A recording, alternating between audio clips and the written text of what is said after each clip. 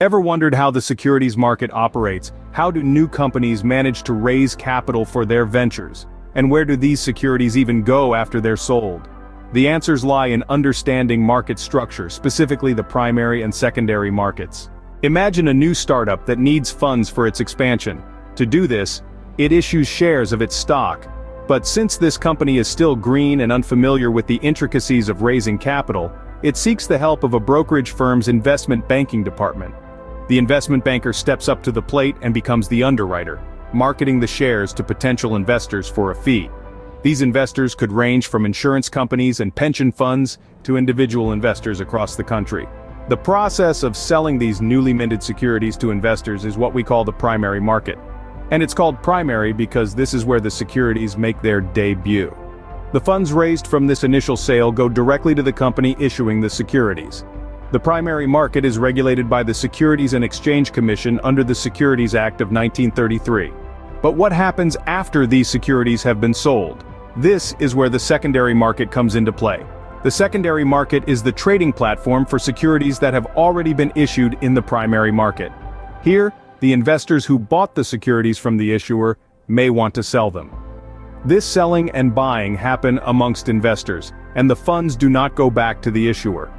Traditionally, stock markets were divided into two categories: physical trading venues like the New York Stock Exchange and over-the-counter marketplaces.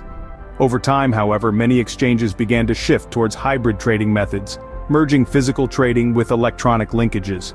Today, the line between physical and electronic markets has blurred as many stock exchanges have done away with their physical trading floors. The Nasdaq, one of the world's largest stock markets, has always been an electronic trading venue and is classified as an exchange by the regulators.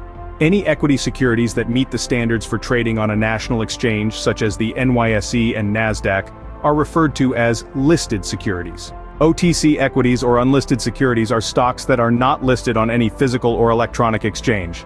They are traded over-the-counter, OTC, through non-physical networks of dealers who communicate by phone or computer. Two platforms that provide quotes for these securities are the OTC Bulletin Board, OTCBB, and the Pink Marketplace, which are operated by the OTC Markets Group.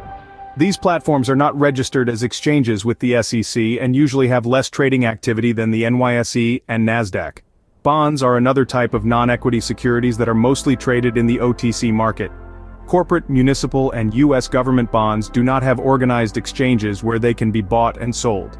Some corporate bonds, such as convertible bonds, can be traded on certain stock exchanges, but most bonds are traded through dealer-to-dealer networks in the OTC market.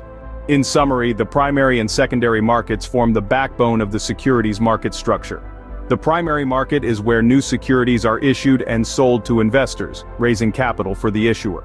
The secondary market is where these securities are traded amongst investors, providing liquidity and a platform for price discovery. Understanding these two markets is crucial for anyone interested in the world of finance and investment.